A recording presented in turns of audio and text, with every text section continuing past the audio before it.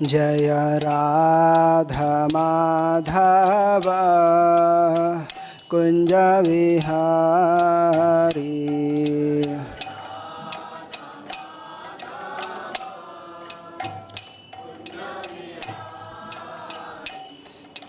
गोपी जन वल्लभ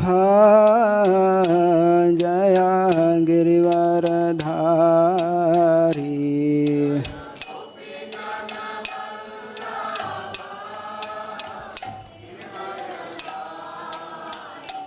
जय गोपी जन वल्लभ जय गिरिवरधारी।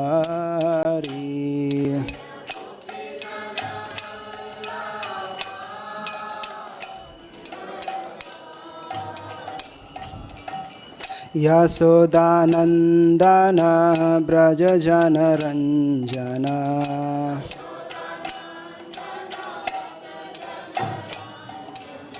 यशोदानंदन ब्रज जन रंजन।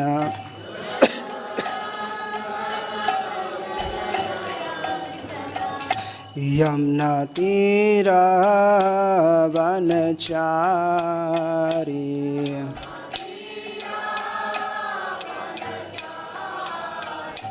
यमुना तीरा वनचारी।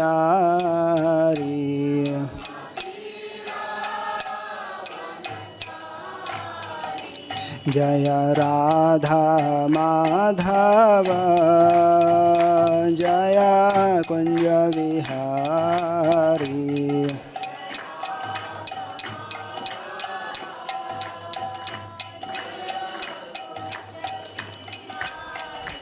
हरे कृष्णा कृष्णा कृष्णा हरे हरे, हरे राम राम राम हरे हरे।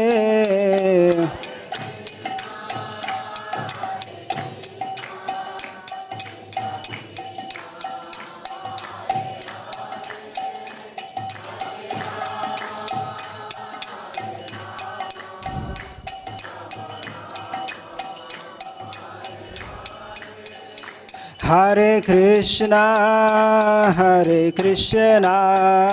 कृष्णा कृष्णा हरे हरे, हरे राम राम राम हरे हरे।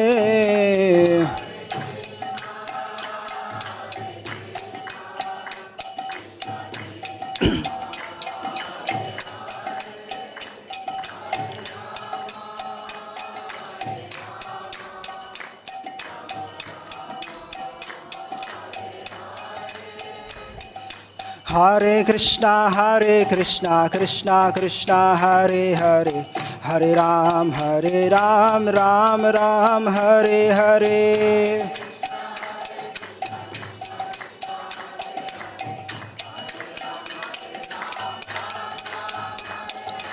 हरे कृष्णा कृष्णा कृष्णा हरे हरे, हरे राम राम राम हरे हरे।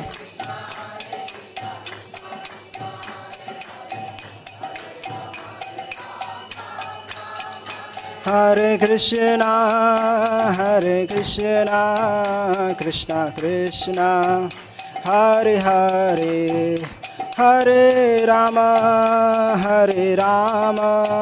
राम राम हरे हरे।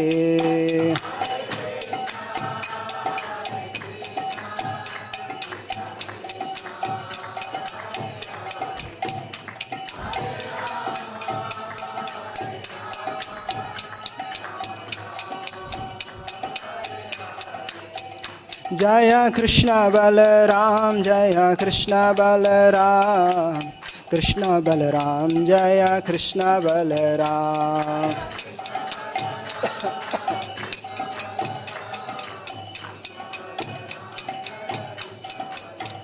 जय राधे श्याम ललिता विशाखा जय राधे श्याम।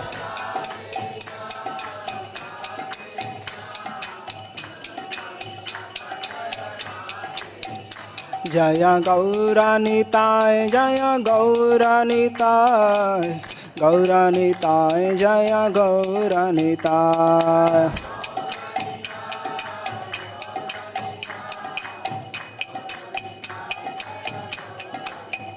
जय जय प्रभुपाद प्रभुपाद प्रभुपाद प्रभुपाद।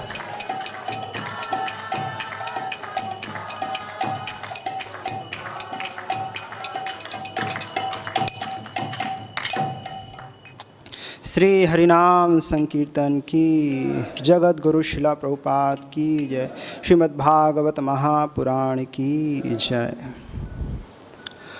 ओम नमो भगवते वासुदेवाय।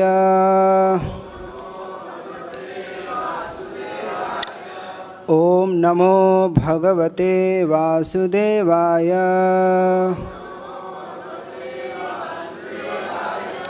ओम नमो भगवते वासुदेवाय।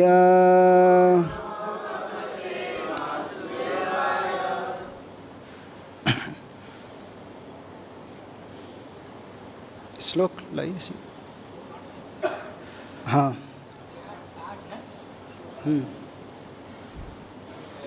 श्रीमद् भागवतम स्कंद 8 स्कंद 9 अध्याय 8 और आज का श्लोक 2 श्लोक हैं, 12वां और 13वां नंबर का।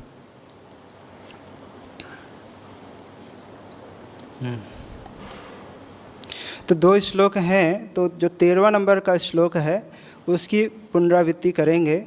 12वें श्लोक को और उसके अनुवाद को मैं पढ़ूंगा, लेकिन 13वें श्लोक का पुनरावृत्ति और उसका जो शब्दार्थ और अनुवाद उसका सभी साथ में फिर आगे पुनरावृत्ति करेंगे। न साधुवादो मुनिकोपभर्जिता नृपेन्द्रपुत्र इति सत्वधामनि, कथं तमोरोषमयं विभाव्यते जगत्पवित्रात्मनिखेरजो भुवः।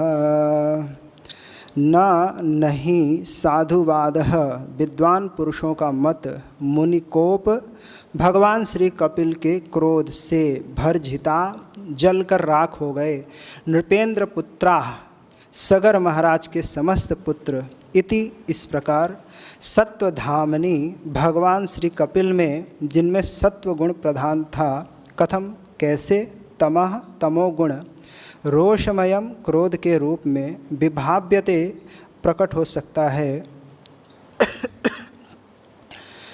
जगत पवित्र आत्मनि उसमें जिसका शरीर संपूर्ण संसार को पवित्र कर सकता है, खे आकाश में, रजः धूल, भुवः पार्थिवा। अनुवाद श्रील प्रभुपाद जी के द्वारा।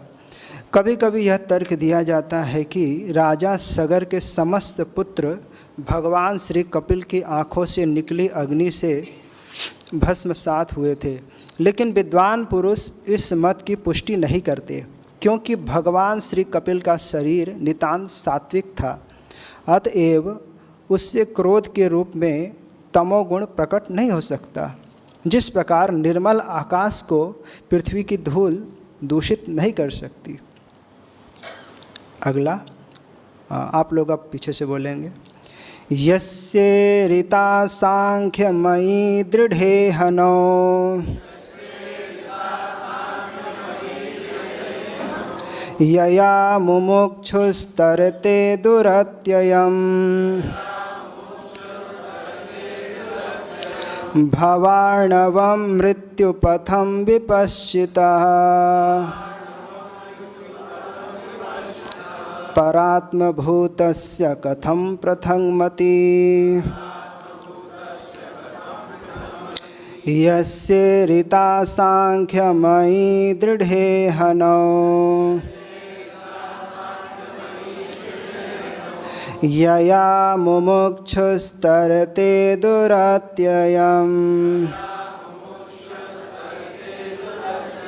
भवार्णवं मृत्युपथं विपश्चितः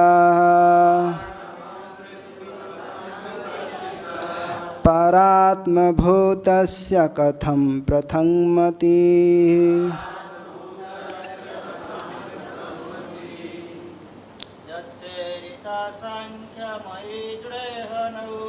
यस्य ऋता सांख्यमयि दृढे हनौ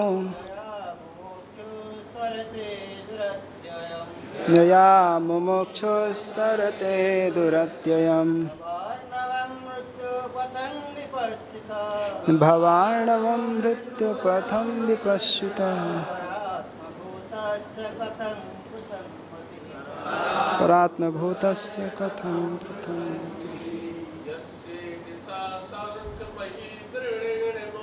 यस्य ऋता सांख्यमयि दृढे हनौ यया मुमुक्षुस्तरते दुरत्यम् अर्णवं मृत्युपथं विपश्चितः परात्मभूतस्य कथं।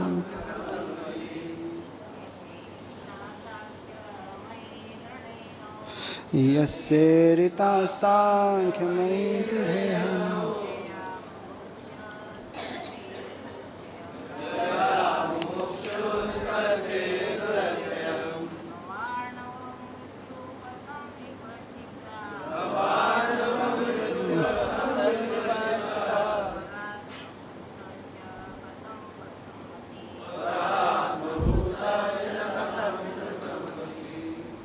यस्य जिसके द्वारा ईरिता बतलाया गया सांख्यमयी भौतिक संसार का विश्लेषण करते हुए सांख्य दर्शन के रूप में दृढ़ा अत्यंत प्रबल इस जगत से लोगों का उद्धार करने हेतु इह इस भौतिक जगत में नाव यया जिससे मुमुक्षु मोक्ष की कामना करने वाला व्यक्ति तरते पार कर सकता है दुरत्ययम दुर्लंघ्य भव अर्णवम अज्ञान के समुद्र को मृत्यु पथम बारंबार जन्म मृत्यु का जीवन विपश्चितः विद्वान पुरुष का परात्मभूतस्य दिव्य पद को प्राप्त कथम कैसे पृथक मति मित्र तथा शत्रु का भेदभाव। अनुवाद। भगवान श्री कपिल ने बोलिए इस भौतिक जगत में सांख्य दर्शन का प्रवर्तन किया जो अज्ञान रूपी सागर को पार करने हेतु एक मजबूत नाव है। निसंदेह भव सागर को पार करने के इच्छुक व्यक्ति को इस दर्शन का आश्रय ग्रहण करना चाहिए। ऐसे महापुरुष जो अध्यात्म के उच्च पद को प्राप्त हों के लिए एक मित्र तथा शत्रु में कोई अंतर कैसे हो सकता है। तात्पर्य। जो दिव्य पद को प्राप्त होता है ब्रह्मभूत वह सदैव प्रसन्न रहता है। प्रसन्न आत्मा वह इस भौतिक संसार में अच्छे तथा बुरे के मिथ्या अंतर से अप्रभावित रहता है। अतएव ऐसा महान पुरुष समः सर्वेषु भूतेषु होता है, अर्थात वह प्रत्येक व्यक्ति के साथ समान व्यवहार करता है और मित्र एवं शत्रु के बीच भेदभाव नहीं बरतता। चूँकि वह भौतिक कलमश से रहित शुद्ध पद पर स्थित होता है, इसलिए वह परात्मभूत या ब्रह्मभूत कहलाता है। इसलिए भगवान श्री कपिल महाराज सगर के पुत्रों पर तनिक भी क्रुद्ध नहीं थे, प्रत्युत वे सभी अपने स्वयं के शरीर के ताप से भस्मसात हो गए। श्रील प्रभुपाद की जय। ओम ज्ञानतिमिरन्धस्य ज्ञानञ्जनशलाकया चक्षुरुन्मीलितं येन तस्मै श्रीगुरुवे नमः। नमः ओं विष्णुपादाय कृष्णपृष्ठाय भूतले श्रीमते भक्तिवेदान्त स्वामिनिति नामिने। नमस्ते सारस्वते देवे गौरवाणी प्रचारिणे निर्विशेष शून्यवादी पाश्चात्यदेशतारिणे। नमो महावदन्याय कृष्ण प्रेम प्रदायते कृष्णाय कृष्ण चैतन्य नामिने गौरतुसे नमः। हे कृष्ण करुणा सिंधो दीनबंधो जगत्पते गोपेश गोपिका कांत राधा कांत नमस्तुते। तप्त कांचन गौरांगी राधे वृंदावनेश्वरी वृषभानुसुते देवी प्रणमामि हरिप्रिये। वाञ्छाकल्पतरुभ्यश्च कृपा सिन्धुभ्य एव च पतितानां पावनेभ्यो वैष्णवेभ्यो नमो नमः। जय श्री कृष्ण चैतन्य प्रभो नित्यानंद श्री अद्वैत गदाधर श्रीवासादि गौरभक्तवृंद। हरे कृष्ण कृष्ण कृष्ण हरे हरे, हरे राम राम राम हरे हरे। सगर महाराज के पुत्र सागर, सगर का सागर, तो सगर महाराज के पुत्र सभी भस्म हो गए। किस कारण से भस्म हुए? इंद्र ने देखा कि सगर महाराज का जो यज्ञ हो रहा है अश्वमेध यज्ञ, तो अश्वमेध यज्ञ हो रहा है और ये यज्ञ जो पूरा होने वाला है, ये पूरा हो जाएगा तो वो मेरा पोस्ट चला जाएगा। तो इस कारण से इंद्र सगर महाराज के जो अश्व है उसको चोरी कर लिए और उसको ले जा कर के चोरी करके अपने पास में रखे नहीं। सोचे कि ऐसा कार्य किया जाए कि कोई चांस ही नहीं हो फिर आगे यज्ञ का। ले जा कर के कपिल मुनि के आश्रम में उनके सामने नहीं, उनके पीछे बांध दिया कि सामने अगर कहीं दिख भी जाए तो वो कहीं विचार करिए घोड़ा किसका है, लेकिन पीछे बांध दिया उनको, उन घोड़े को पीछे बांध दिया। और जब सागर, मैं सागर कहूँगा, सगर महाराज के पुत्र थोड़ा लंबा है, सागर कहने से आप लोग समझ जाइएगा। जब ये सागर वहाँ पर पहुँचे 60,000 जब पुत्र, तब वहाँ पर जब पहुँचे तो वो देखते हैं कि ये घोड़ा कहाँ है, कपिल मुनि के पीछे में बंधा हुआ है। तो इसके पिछले श्लोक में जो कल परम पूज्य प्रबोधानंद महाराज ने बहुत सुंदर तरीके से समझाया कि स्वशरीर अग्निना तावन महेंद्र हृतचेतसा, तो हृतचेतसा महेंद्र हृतचेतसा।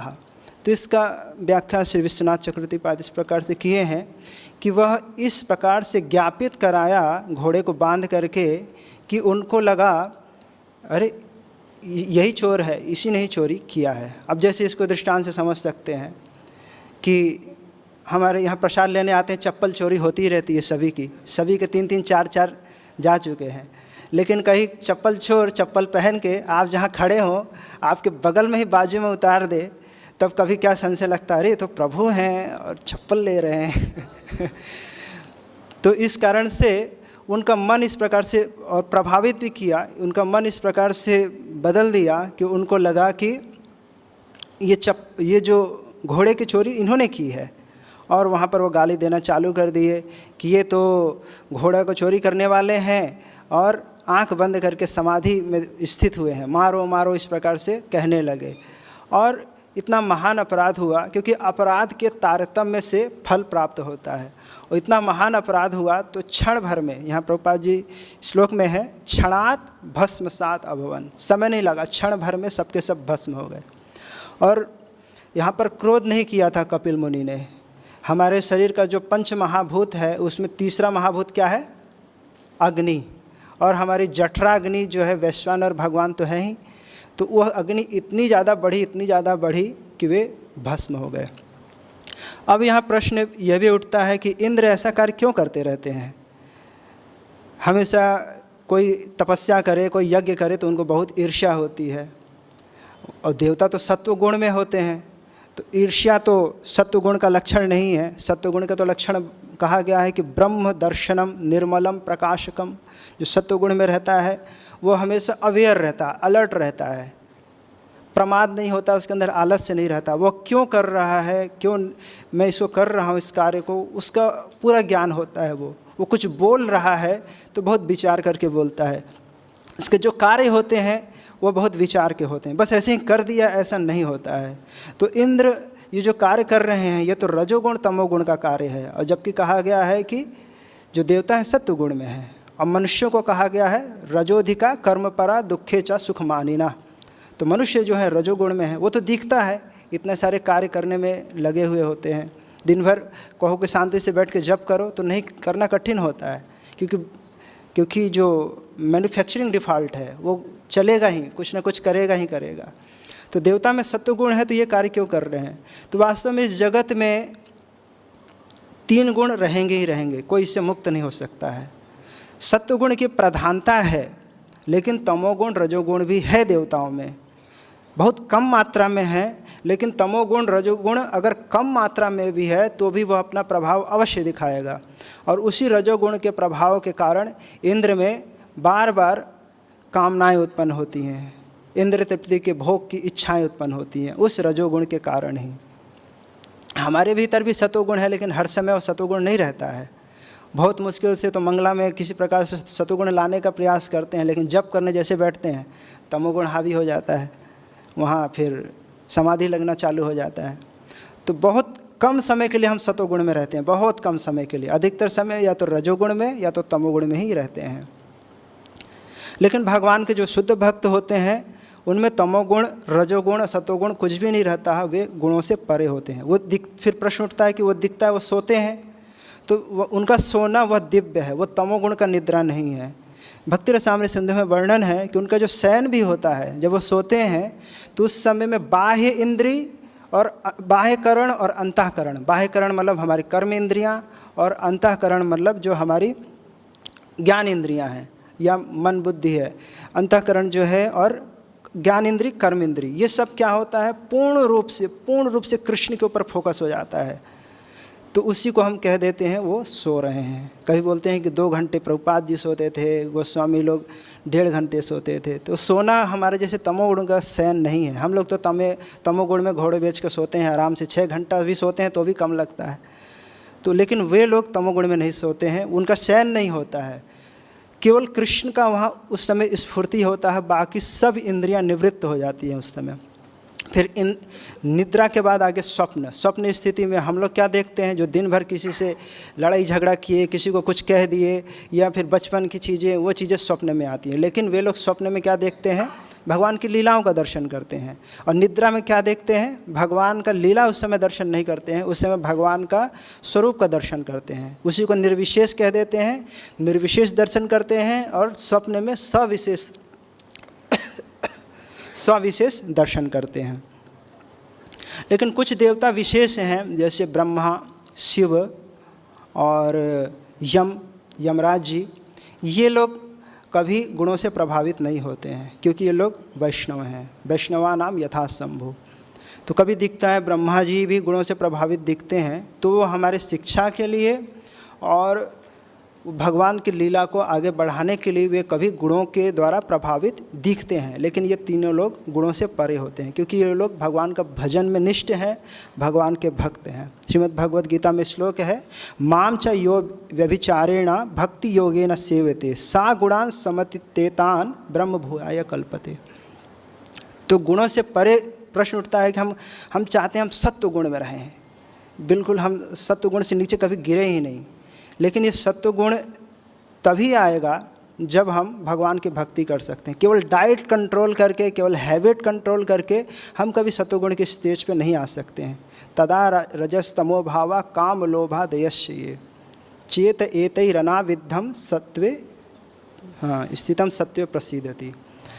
तो सत्व गुण में कब आएंगे, जब भगवान का कथाओं का श्रवण करेंगे, भगवान की भक्ति करेंगे, तब हम उस सत्व गुण में आएंगे। फिर आगे जाकर के वह सत्व गुण भी चला जाएगा। अब हम फिर आगे पूर्ण सत्व में अर्थात शुद्ध सत्व में स्थित हो जाएंगे। तो यही कारण है, ये गुणों से प्रभावित होने के कारण इंद्र बार बार ऐसा कार्य करते हैं और अन्य देवता भी यह कार्य करते हैं। तो आज का जो श्लोक है 12 नंबर का श्लोक, न साधुवादो मुनिकोप भर्जिता नृपेंद्र पुत्रा इति सत्वधामनि कथम तमो रोषमयम विभाव्यते जगत पवित्रात्मनि खे रजो भुवा।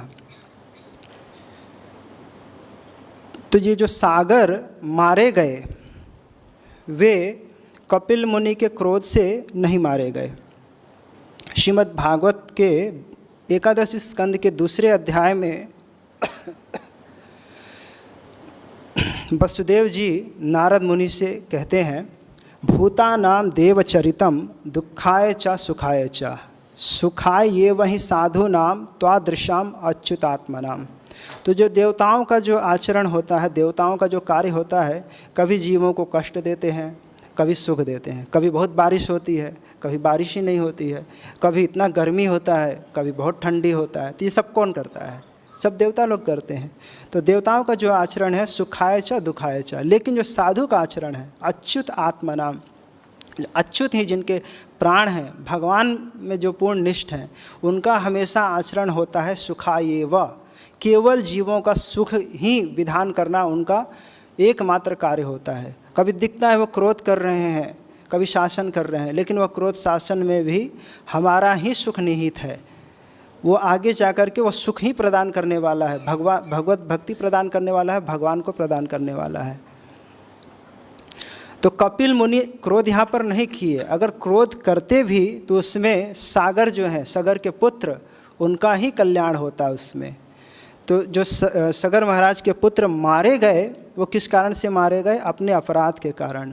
तो प्रभुपाद जी यहाँ पर अनुवाद में बोल रहे हैं, लेकिन जो असाधु हैं, जिन्हें ज्ञान नहीं है, वो ऐसा कल्पना करते हैं, ऐसी व्याख्या करते हैं कि कपिल मुनि के आँखों से तेज निकला, अग्नि निकला और भस्म हो गए। जैसे मुचुकुंद महाराज ने भस्म कर दिया, शिव जी ने कामदेव को भस्म कर दिया, वैसे उन्होंने नेत्रों से भस्म कर दिया।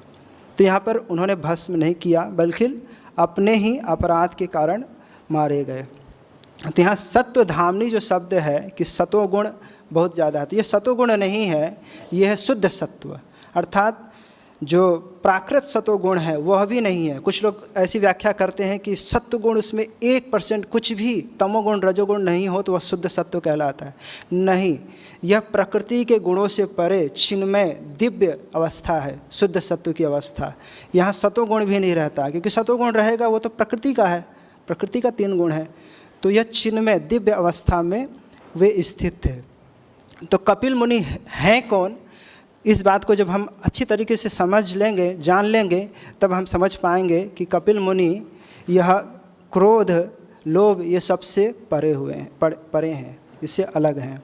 श्रीमद् भागवत के प्रथम स्कंद में कपिल मुनि के बारे में वर्णन आता है कि जब अवतारों की गिनती कराई जाती है 24 अवतारों में, तो वहाँ पर आता है पंचमः कपिलो नाम सिद्धेशा काल विप्लुतम प्रोवाच असुरय सांख्यम तत्वग्राम विनिर्णयम। तो 5वें नंबर अवतार में गिनती में आते हैं कपिल मुनि, कपिल भगवान जो कपिल मुनि के रूप में हैं। तो ये कपिल मुनि स्वयं कृष्ण हैं, कृष्ण से अभिन्न हैं। ऐसा नहीं कोई सत्यावेश अवतार हो, सत्यावेश अवतार भी नहीं है, कृष्ण साक्षात कृष्ण है, कृष्ण से अभिन्न है। भगवान श्री कृष्ण अपने आप को इस जगत में मुख्यतः 3 रूपों में प्रकट करते हैं। इसका अगर विभाजन किया जाए श्री कृष्ण, तो इसके 3 विभाग होंगे जिसमें वह अपने आप को प्रकट करते हैं। एक स्वयं रूप, दूसरा तदेकात्म रूप और तीसरा आवेश रूप। स्वयं रूप श्री कृष्ण का फिर हम 2 भागों में विभाजित करें तो एक स्वयं रूप श्री कृष्ण, यह स्वयं एक विभाग होगा, और दूसरा प्रकाश रूप।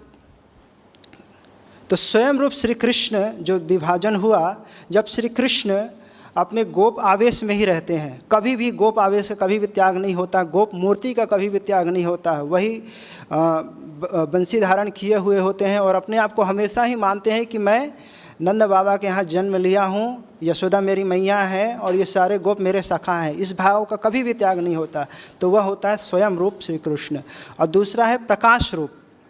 प्रकाश रूप का भी 2 विभाग किया जाए तो एक है प्राभव रूप, प्राभव प्रकाश रूप और वैभव प्रकाश रूप। प्राभव प्रकाश रूप जब श्री कृष्ण अपने को महारास में जब अनेक रूपों में प्रकट करते हैं, कोटि कोटि गोपियां हैं तो कोटि कोटि अपने रूप में अपने को उस रूप में प्रकट करते हैं। और जब महिषी गणों के साथ, रानियों के साथ, द्वारका रानियों के साथ, 16,000 रानियों के साथ एक साथ विवाह करते हैं, तो वह है प्रकाश रूप। दो शब्द होते हैं, एक प्रकाश रूप, एक काय व्यूह। काय व्यूह में क्या होता है, योगी भी अपने आप को कई रूपों में प्रकट करता है, लेकिन उसमें एक ही कंट्रोलर होता है। जैसे सौभरी मुनि ने अपने आप को 50 रूपों में प्रकट किया, लेकिन एक ही मुख्य उसमें सौभरी मुनि हैं, वही एकमात्र कंट्रोलर है, बाकी अनेक रूपों में दिखते हैं। लेकिन स्वयं रूप में, प्राभव रूप में श्री कृष्ण अपने आप को कोटि कोटि रूप में जब प्रकट करते हैं तो प्रत्येक रूप अपने आप में स्वतंत्र है। एक कोई कंट्रोलर नहीं है कि एक कृष्ण है बाकी सब डुप्लीकेट हैं, ऐसा नहीं है। सभी कृष्ण अपने आप में स्वतंत्र हैं। 16,000 रानियों के साथ विवाह किए तो 16,000 जो श्री कृष्ण हैं वह पूर्ण है, उनमें सभी का भाव एक सा मिलता है, अंग का विन्यास एक जैसा है कि द्विभुज हैं, और भाव भी मिलता है, आवेश भी मिलता है, वस्त्र भी मिलते हैं। तो ये है प्राभव प्रकाश रूप। अब श्री कृष्ण कभी जब द्विभुज रूप में मथुरा में है, द्वारका में है, तो वह भी प्राभव प्रकाश रूप ही कहलाता है, क्योंकि उस समय वह यही भाव है कि मैं क्या हूँ, देवकी नंदन हूँ। वहाँ पर ईश्वरत्व का भाव नहीं है, और उसमें जो सभी रूप एक जैसे ही हैं, द्विभुज रूप। तो यह है प्राभव प्रकाश रूप। और वैभव प्रकाश रूप में श्री कृष्ण कभी कभी अपने आप को चतुर्भुज रूप में प्रकट करते हैं। जैसे रुक्मिणी के लीला में देखते हैं, जब श्री रुक्मिणी जी से श्री कृष्ण जब विनोद करते हैं तो वो विनोद को समझ नहीं पाती और मूर्छित होने लगती है, तो उस समय श्री कृष्ण के 4 भुजा प्रकट हो जाते हैं। 2 भुजा से रुक्मिणी को संभालते हैं, 1 भुजा से उनके अलकों को ऊपर करते हैं, और अन्य भुजा से पसीना को पोंछते हैं। तो यह जो है स्वरूप, इसमें भी है देवकी नंदन आवेश है, लेकिन ये द्विभुज रूप से अलग हो गए, तो इन्हें रख दिया गया वैभव प्रकाश में। और ये हुए प्रकाश स्वयं रूप, स्वयं कृष्ण। और दूसरा जो भेद कृष्ण का किया गया था, तदेकात्म रूप। तदेकात्म रूप में यह श्री कृष्ण से अभिन्न है। इसके भी 2 विभाजन होते हैं, एक होता है विलास और दूसरा होता है स्वांस। विलास में इसमें भी भेद होंगे, एक होंगे परम व्योम नारायण चतुर्भुज। तो परम व्योम नारायण जो बैकुंठ में है वो कृष्ण के विलास हैं। यहाँ पर भाव में परिवर्तन है, अंग के आकृति में परिवर्तन है। श्री कृष्ण द्विभुज में रहते हैं, यहाँ पर ये चतुर्भुज रूप में है, और आवेश में भी अंतर है। तो ये चतुर्भुज रूप में है, ये कहलाएंगे कृष्ण के विलास। और 2 भेद और होते हैं इस विलास के, एक प्राभव विलास और वैभव विलास। बलराम जी श्री कृष्ण से अभिन्न है, दोनों एक ही हैं, दोनों के रंग में अंतर है। कृष्ण श्याम है और बलराम गौर है। और वस्त्र में अंतर होता है, दोनों के व्यवहार में अंतर होता है, लेकिन दोनों एक ही हैं। तो जब बलराम गोप आवेश में है कि मैं गोप हूँ, तब वे कहलाते हैं प्राभव विलास। और जब बलराम में यह आवेश होता है कि मैं क्षत्रिय हूँ, तब वो कहला जाते हैं वैभव विलास, क्योंकि वहाँ पर ऐश्वर्य का प्राकट्य हो रहा है। तो तदेकात्म के 2 भेद हुए, विलास और स्वांस। स्वांस भी श्री कृष्ण से अभिन्न है, लेकिन शक्तियों का प्रदर्शन, माधुर्य का प्रदर्शन अल्प मात्रा में होता है। इसके भी 5 भेद हैं, एक बिहुआ अवतार, दूसरा है बिहुआ अवतार, मनवंतरावतार, और तीसरा लीलावतार, चौथा गुणावतार, और 5वां युगावतार। तो बिहुआ अवतार में भी कई भेद हैं, जैसे लीला व्यूह, ऐश्वर्य व्यूह, सृष्टि व्यूह। तो लीला व्यूह में श्री कृष्ण जब द्वारका में रहते हैं तो वासुदेव, संकर्षण, प्रद्युम्न, अनिरुद्ध के रूप में रहते हैं, और जब बैकुंठ में रहते हैं तो वहाँ पर भी वासुदेव, संकर्षण, प्रद्युम्न, अनिरुद्ध के रूप में रहते हैं। और जब सृष्टि करते हैं तो वही संकर्षण महाविष्णु होते हैं, और प्रद्युम्न, अनिरुद्ध गर्भोदक्षाई और क्षीरोदक्षाई होते हैं। और मनवंतरावतार 14 मनु में अलग अलग रूपों में श्री कृष्ण आते हैं। अब लीला अवतार में भी 2 भेद हैं, प्राभव और वैभव। प्राभव जब श्री कृष्ण के अल्प शक्ति का प्रदर्शन होता है तो वह प्राभव कहलाता है। इसी में आते हैं हमारे कपिल भगवान, व्यास जी, मोहिनी अवतार, हंसावतार, ये सब प्राभव लीलावतार में आते हैं। और वैभव लीलावतार में मत्स्य, कुर्म आदि ये सभी आते हैं।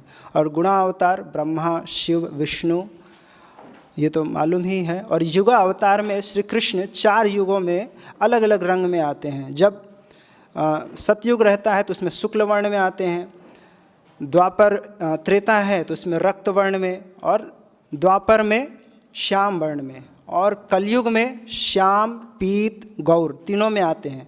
जब धन्य कलयुग होता है अर्थात जिस द्वापर में श्री कृष्ण आते हैं तो फिर उस आगामी कलयुग में वे गौर रूप में आते हैं। तो इस प्रकार से कपिल भगवान कौन है कि साक्षात वह कृष्ण है। तो उनमें प्रकृति के गुणों का आवेश कैसे हो सकता है, प्रकृति के गुणों के द्वारा कैसे प्रभावित हो सकते हैं कि ये तमोगुण रजोगुण तो ये प्रकृति के द्वारा है। जिन भगवान का भक्ति करने वाले भक्तों का दर्शन करके व्यक्ति पवित्र हो जाता है, उन भगवान में यह क्रोध कैसे रह सकता है। काम ऐसा क्रोध ऐसा रजोगुण समुद्भवा। तो ये जो काम है ये तो रजोगुण, काम जो है ये तो तमोगुण, काम जो है रजोगुण से उत्पन्न होता है। और कामानुज कहा जाता है क्रोध को। किसी के पास अगर क्रोध है, किसी से क्रोध हुआ है, तो अगर उसके पास कामनाएं नहीं है, बिना कामनाओं का क्रोध हो ही नहीं सकता है। उसकी कुछ इच्छाएं थी जो पूरी नहीं हुई, जिसके कारण क्रोध आ गया। क्रोध तमोगुण से प्रकट होता है क्रोध। तो यहाँ पर तो ये प्रकृति के नियंत्रण करने वाले हैं। मयाध्यक्षेण प्रकृति सूयते स चराचरम। प्रकृति भगवान के अध्यक्षता में कार्य करती है, और वो प्रकृति कैसे भगवान को प्रभावित कर सकती है, वो प्रभावित नहीं कर सकती है। तो यहाँ जो मारे गए वह किस कारण से मारे गए, इसको चालू कर दीजिए, मक्खी आ रहा है। तो ये जो मारे गए किस कारण से मारे गए, अपने ही अपराध के कारण ही मरे। आगे का जो श्लोक है 13वां नंबर का श्लोक, यस्य रीता सांख्यमयी दृढ़े हनौ यया मुमुक्षुस्तरते दुरत्ययम भवार्णवम मृत्युपथम विपश्चिता परात्मभूतस्य कथम प्रथंगमति। तो यहाँ पर अनुवाद में है कि कपिल महाराज ने, कपिल भगवान ने सांख्य दर्शन का प्रवर्तन किया, जो अज्ञान रूपी सागर को पार करने हेतु एक मजबूत नाव है। तो ये सांख्य दर्शन गीता में भी है। भगवत गीता के दूसरे अध्याय के 39वें नंबर के श्लोक में, ऐसा ते विहता सांख्ये बुद्धिर योगे त्विमाम शृणु। भगवान ने वहाँ पर अर्जुन को सांख्य दिया। दूसरे अध्याय में जो आत्मा अनात्मा का विवेक है वह भी सांख्य है। सांख्य की परिभाषा विश्वनाथ चक्रवर्ती करते हैं, सम्यक ख्यायते प्रकाश्यते वस्तु तत्वम अनेन इति सांख्यम। सम्यक ज्ञान अर्थात जिसके द्वारा किसी वस्तु का तत्व भली भांति प्रकाशित होता है वह है सांख्य या सम्यक ज्ञान। अब प्रभुपाद जी सांख्य को बोल रहे हैं। सांख्य का अर्थ है, प्रभुपाद जी का तात्पर्य में लिखा हुआ है कि शरीर तथा आत्मा का वैश्लेषिक अध्ययन, यह है सांख्य। प्रभुपाद जी लिख रहे हैं कि जो श्रीमद् भागवत में कपिल भगवान ने सांख्य का ज्ञान दिया और द्वितीय अध्याय में गीता के भगवान ने जो सांख्य दिया, दोनों ही एक हैं, दोनों में कोई अंतर नहीं है।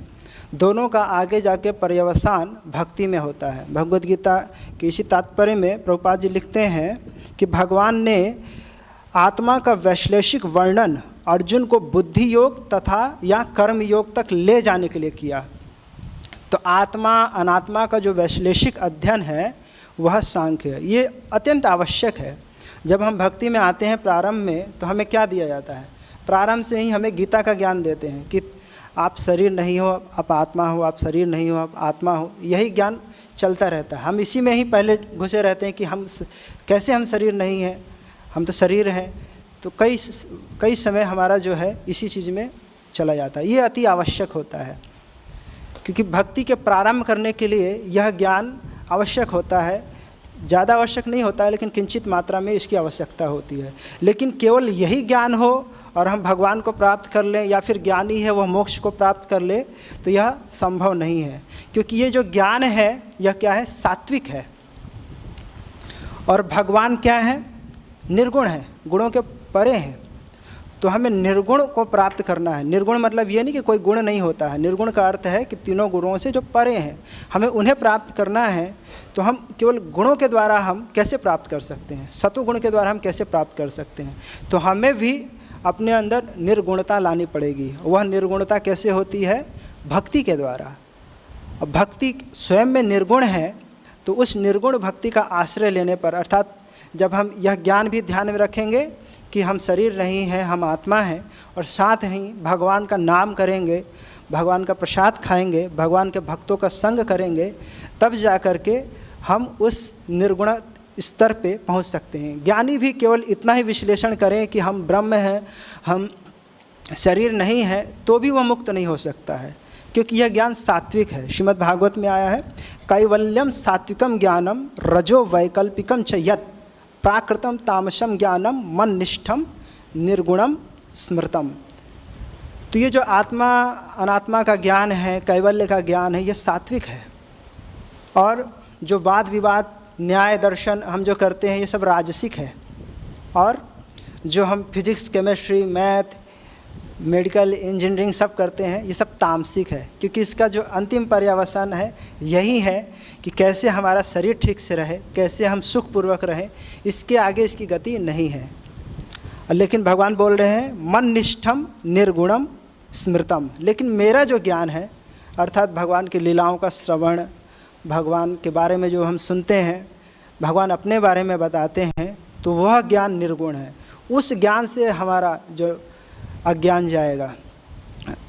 तो जब भक्ति करते रहते हैं, हम भक्ति करते रहते हैं, तो भक्ति के प्रभाव से जब भगवान की प्रसन्नता होती है, हमारा प्रयास देखते हैं, तब जाकर के भगवान हमारे चित्त में प्रवेश करते हैं, और उस समय हमारा वास्तविक ज्ञान प्रकट होता है।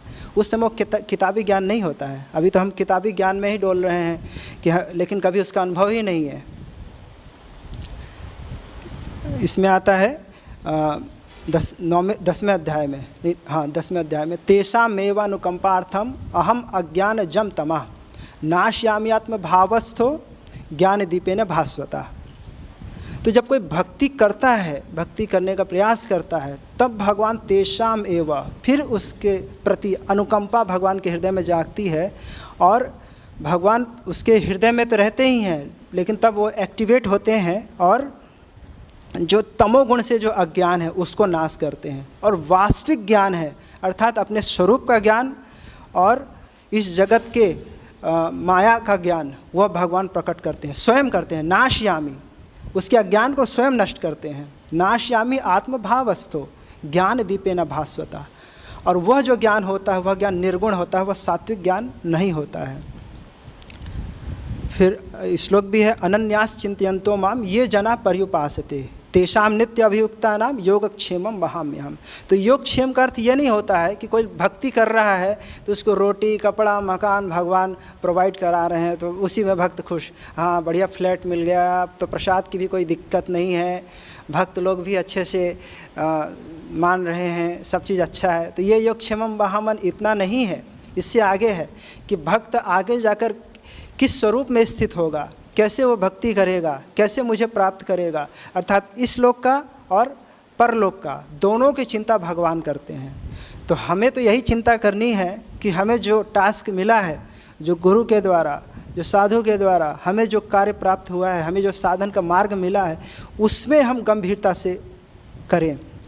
गंभीरता से जो प्रभुपाद जी ने दिया है कि भगवान का नाम का जप करना है, भागवत पढ़ना है, भागवत सुनना है, तो उसमें हम पूरी गंभीरता रखें। उसमें किसी प्रकार का कृपा के नाम पर प्रमाद और आलस ना पालें कि जब कृपा होगी तब नाम शुद्ध उच्चारण होगा, जब कृपा होगी तो भागवत में पढ़ने में मन लगेगा। तो ये कृपा के लिए, कृपा के नाम पर हमें प्रमाद और आलस्य नहीं पालना चाहिए। हमें अपना जो पूरा एफर्ट्स है, जितना हो सकता है उतना हमें पूरा देना चाहिए।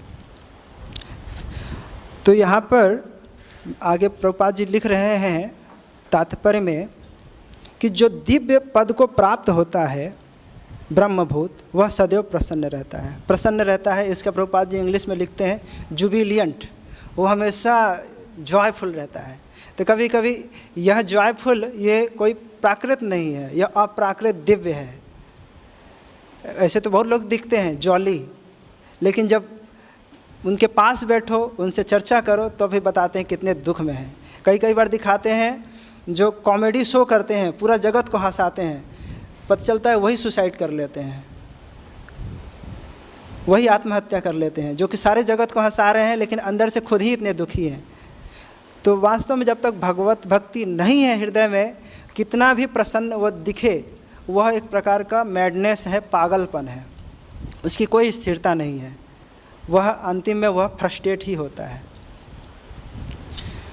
तो भगवान के भक्तों में जो भगवान का भजन करते हैं उनमें बहुत सहन शक्ति होती है।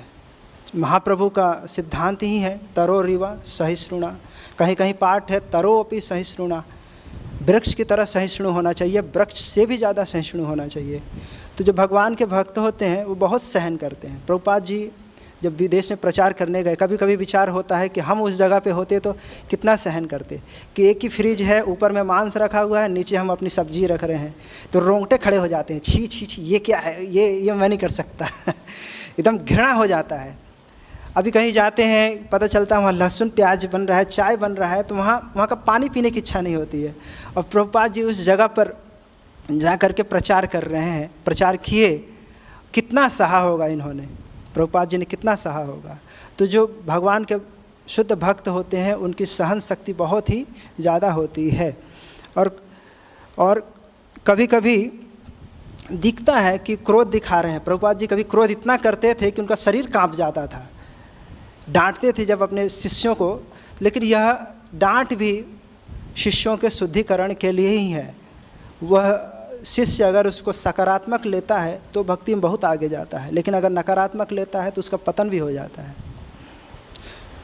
तो भगवान के भक्त तो अपराधों को सहन कर लेते हैं, लेकिन भगवान कभी भी अपने भक्तों के अपराध को सहन नहीं करते हैं, दंड अवश्य देते हैं। श्रीमद् भगवत गीता के प्रथम अध्याय के 35 नंबर के श्लोक के तात्पर्य में प्रभुपाद जी लिखते हैं, मैं इसको पढ़ रहा हूँ। भगवान का असली भक्त होने के कारण अर्जुन अपने अत्याचारी बंधु बांधवों से प्रतिशोध नहीं लेना चाहता था, किंतु यह तो भगवान की योजना थी कि सबका वध हो। भगवत भक्त दुष्टों से प्रतिशोध नहीं लेना चाहते, किंतु भगवान दुष्टों द्वारा भक्त के उत्पीड़न को सहन नहीं कर पाते। भगवान किसी व्यक्ति को अपनी इच्छा से क्षमा कर सकते हैं, किंतु यदि कोई उनके भक्तों को हानि पहुंचाता है तो वे क्षमा नहीं करते। इसीलिए भगवान इन दुराचारियों का वध करने के लिए उद्यत थे, यद्यपि अर्जुन उन्हें क्षमा करना चाह रहा था। तो महाभारत का एक कारण यह भी है कि भगवान के जो भक्त पांडव हैं, द्रौपदी हैं, कुंती हैं, इनके प्रति महान अपराध हुआ था और भगवान कभी भी क्षमा नहीं करते हैं, अपराध होता है। श्री विश्वनाथ चक्रवर्तीपाद माधुर्य कादम्बिनी ग्रंथ में इस बात को और स्पष्ट करते हैं। वो कहते हैं कि महापुरुषों के प्रति, वैष्णव के प्रति अपराध होता है तो हमें जा कर के क्षमा मांगनी चाहिए। यद्यपि उस अपराध को नहीं लेते हैं, वो हमेशा जॉयफुल रहते हैं, प्रभुपाद जी लिखते हैं वो हमेशा जॉयफुल रहते हैं, लेकिन हमें अपने शुद्धिकरण के लिए उनसे क्षमा मांगनी चाहिए, उनकी सेवा करनी चाहिए। अगर हम ऐसा नहीं करते हैं, सोचते हैं कि प्रभु जी को तो कुछ लगा नहीं, शायद मैंने कुछ अपराध किया नहीं है इसीलिए उनको लगा नहीं, लेकिन सिद्धांत से देखना चाहिए अपराध हुआ है कि नहीं हुआ है। अपराध हुआ है तो क्षमा मांगना चाहिए, उनको प्रसन्न करना चाहिए। अगर हम ऐसा नहीं करते हैं तो विश्वनाथ चक्रवर्तीपाद लिखते हैं कि भक्तों की जो चरण धूलि है, बात एक ही है कि भगवान क्षमा नहीं करते, उसी चीज़ को कह रहे हैं कि भक्तों की जो चरण धूलि है वह कभी भी अपराधी को क्षमा नहीं करती, वह अवश्य दंड देती है। तो भक्तों से हमें क्षमा मांगनी चाहिए। और बता रहे हैं कि भक्त किसी के ऊपर भी कृपा कर सकते हैं, वे क्षमा का अपेक्षा नहीं करते हैं कि वो मेरे पास आएगा, क्षमा मांगेगा, फिर उसको मैं क्षमा करूंगा, तब तक मैं मुंह फुला के बैठूंगा। नहीं, वो किसी को भी क्षमा कर सकते हैं यदि वो अपराधी आकर क्षमा मांगे या नहीं मांगे। इसके लिए 3 दृष्टांत विश्वनाथ चक्रवर्तीपाद दिए हैं। एक दृष्टांत तो जड़ भरत और रहुगण का जो प्रसंग है उसका दिए हैं कि रहुगण जो सौवीर देश के राजा थे, एक बार पालकी में जा रहे थे। पालकी को ले जाने के लिए 4 लोगों की आवश्यकता होती है, तो एक बीमार हो गया, तो उन्होंने देखा कि हट्टा कट्टा ये खड़ा हुआ है, कुछ कर नहीं रहा है, इसी को ही जड़ भरत जी को, इनको ही कहार के रूप में लगाते हैं, उन्होंने कहार के रूप में लगा लिया। लेकिन जड़ भरत जो देह से मुक्त और परम वैष्णव थे, वे कहीं भी चल रहे थे, नीचे चींटियाँ आ रही थी तो उसको बचा के चल रहे थे, तो बैलेंस तो बिगड़ेगा, पालकी का बैलेंस तो बिगड़ेगा। तो बैलेंस बिगड़ रहा है तो यहाँ डांट रहे हैं कि कौन मूर्ख आ गया है, उसको देख करके बोल रहे हैं कि बूढ़ा हो गया है, खाया नहीं है, कि इतना ढंग से नहीं चलना बन पा रहा है तुझसे। तो जब ये सुने तो वो तो शरीर के स्तर पे थे नहीं, मान सम्मान से उनको क्या फर्क पड़ने वाला है। तो वहाँ पर मुस्कुरा करके फिर जब अध्यात्म ज्ञान देना प्रारंभ किए, तब उस समय रहुगुण का दिमाग ठिकाने लगा और तुरंत जा कर के चरणों में प्रणाम किया और बोला आपके प्रति बहुत अपराध हुआ है, कृपया मुझे क्षमा कर दें। और भी बहुत सारे प्रश्न उन्होंने किया। और दूसरा जो दृष्टांत देते हैं, चेदीराज उपरिचर वसु, राजा थे उपरिचर, वो इतने धर्मात्मा थे कि उनका रथ कभी ज़मीन पर नहीं चलता था, और वे देवताओं की तरफ से युद्ध लड़ने के लिए स्वर्ग में गए और देवताओं का बहुत दैत्यों का बहुत वध किया। फिर एक समय बाद वो खिन्न हो गए, परम वैष्णव थे, उन्हें लगा ये सब मैं क्या कर रहा हूँ, ये कोई भक्ति का कार्य तो है नहीं, ये मैं क्या कर रहा हूँ, मैं भगवान का भजन करना चाहता हूँ, भगवान का ध्यान करना चाहता हूँ, अतः मैं ऐसे स्थान पे जाऊँ जहाँ पर किसी प्रकार का विक्षेप ना हो। वे पाताल लोक में चले जाते हैं और वहाँ पर भगवान का भक्ति करते हैं, ध्यान करते हैं, जप करते हैं। और जब दैत्यों का इस चीज़ का ज्ञान होता है कि अरे हमारा जो शत्रु है इस समय उसके पास कोई अस्त्र नहीं है, चलो उसको मारा जाए, सभी अस्त्र लेकर दैत्य पाताल लोक में पहुंच जाते हैं। और जैसे ही उनका गर्दन काटने का प्रयास करते हैं, वह अस्त्र वहीं का वहीं रुक जाता है, आगे ही नहीं बढ़ता है। तब वे हताश होकर के शुक्राचार्य के पास जाते हैं कि आचार्य ये क्या है, हम उसको मारना चाहते हैं लेकिन वो समाधि में बैठा हुआ है, हम उसको मार ही नहीं पा रहे हैं। तब बोलते हैं शुक्राचार्य कि देखिए जब तक वो भगवान के चिंतन में है तब तक कोई भी उनका बाल बाका नहीं कर सकता है।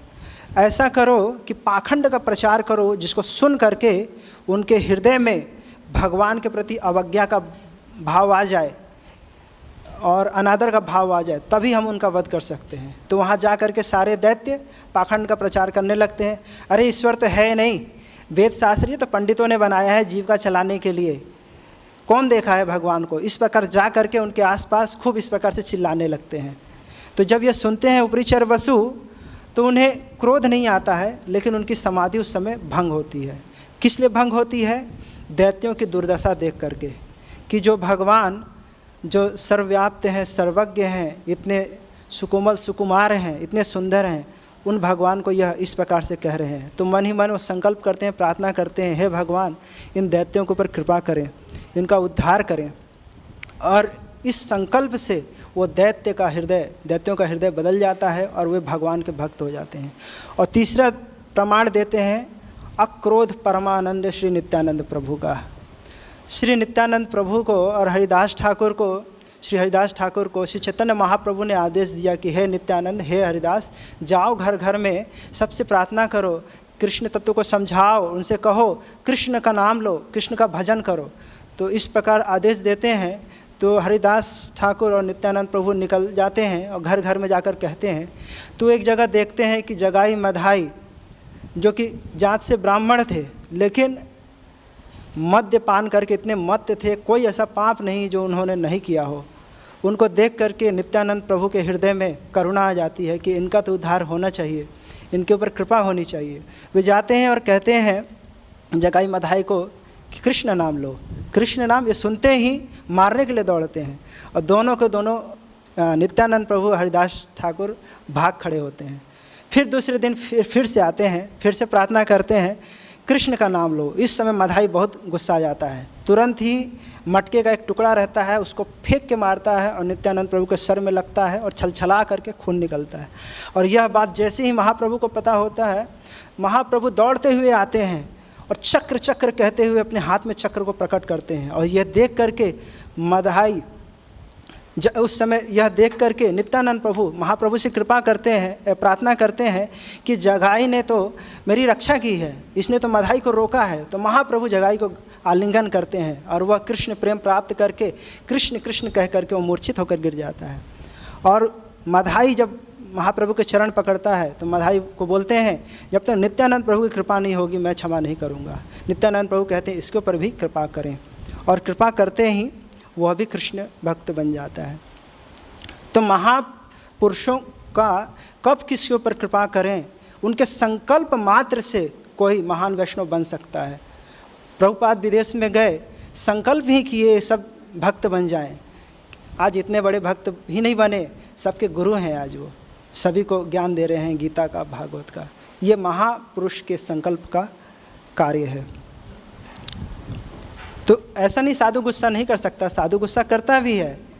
जैसे हम देखते हैं नारद मुनि ने कुबेर के पुत्रों के ऊपर गुस्सा किया, लेकिन उस गुस्से से क्या हुआ, उससे तो वो गोकुल में जन्म मिला। तो ये गुस्सा तो अच्छा है। तो साधु का अगर शासन प्राप्त हो किसी को तो वास्तव में यह बहुत बड़ी कृपा है।